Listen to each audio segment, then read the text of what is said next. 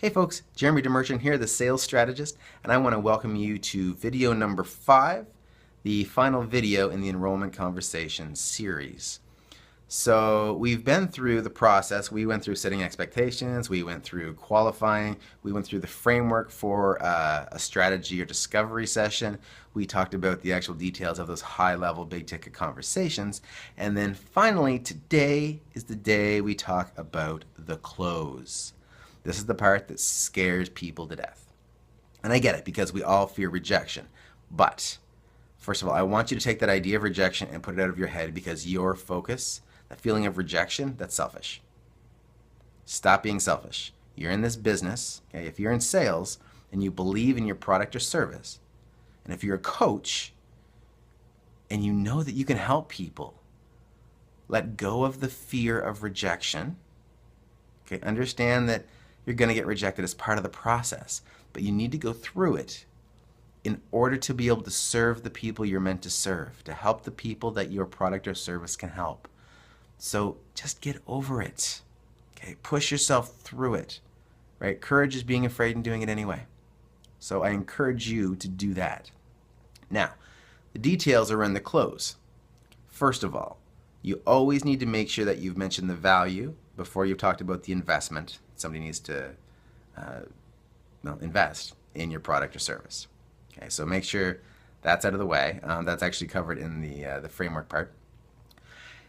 And after that, you want to ask for the sale. Okay, so sometimes simply giving the price is as good as a close. And if you just sit there in silence and the prospect has all the information they need to make a decision, they're going to start going through that decision-making process, right? The wheels are going to be turning.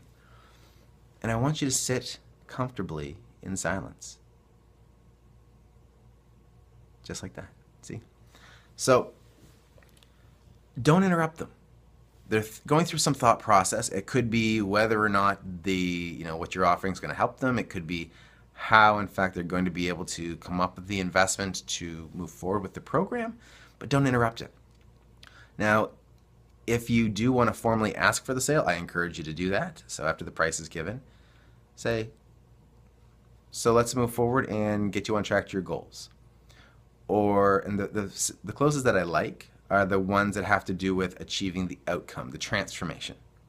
Okay, remember, people are not buying the plane ride, they're buying the destination. Right? So the mechanics are not what they're buying. You don't want to ask for the close as in, so what do you say we jump into this year-long commitment? People don't want a year-long commitment. However, if that year-long commitment into a program with you will get them the results they're looking for, that's something they'll invest in. Okay, so keep that in mind.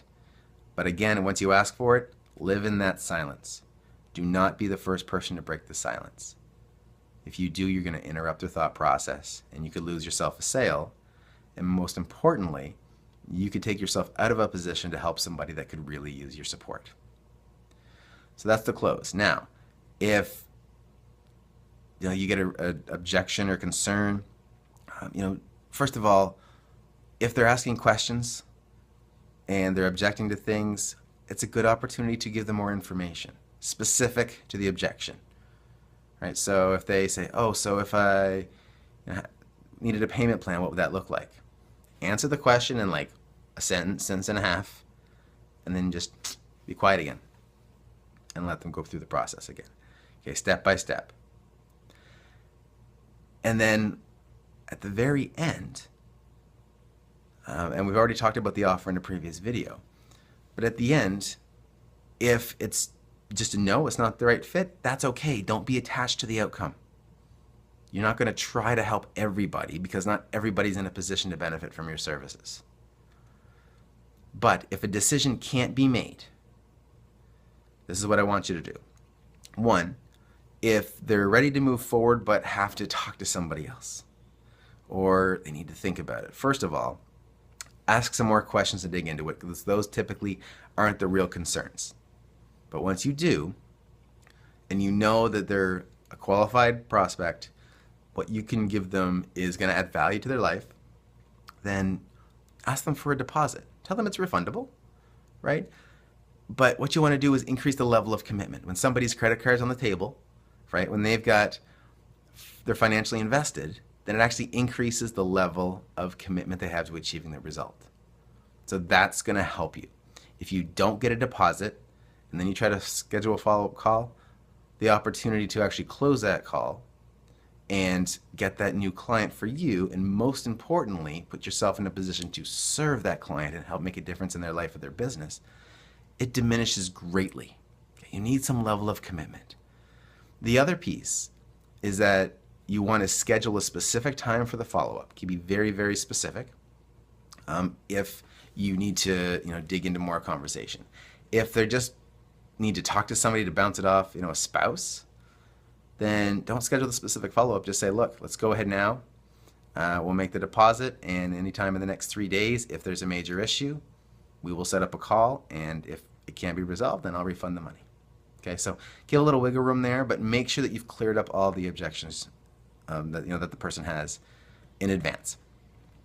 Now, if they need time, all these other reasons, and you just can't close in that call.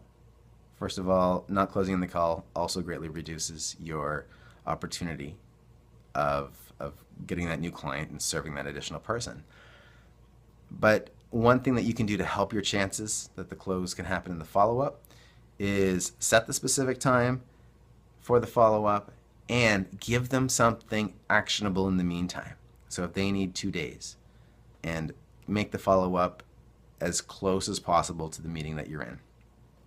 Give them something actionable that they can do to keep them engaged in the process. So if you're talking about business coaching, get them to take some time and design what their business is going to look like 5 years from now, and have that plan ready when you reconnect. Something like that where they actually need to do homework, because it'll also show you that they're engaged in the process. All right, so that is it for the 5-video series. I hope that this has helped you, build some confidence around having an enrollment conversation. I hope that you've gotten lots of value from these videos. And finally, I want to make you an offer, because clearly you're engaged in the content here if you've watched all 5 videos. If you haven't watched all 5, go back and watch some other ones first. And the special offer I want to make for you is that if you would like to have a strategy session with me, then I would be happy to do that. So my strategy sessions, they're 60 minutes. However, because I only have limited time, I can only take a limited number of people. So the link in the description will allow you to apply for these sessions. Okay, so application only, fill out the questionnaire, and at the bottom, the last question is, tell me why you think you're a good fit. Okay, I want to know why, if I'm going to invest the time, why should you get a spot versus somebody else? Okay, and I haven't looked at my schedule, so I don't know exactly how many spots that I have.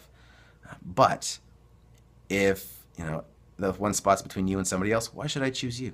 Okay, tell me how you're going to use the value, how you're going to implement it from our session. That's most important to me.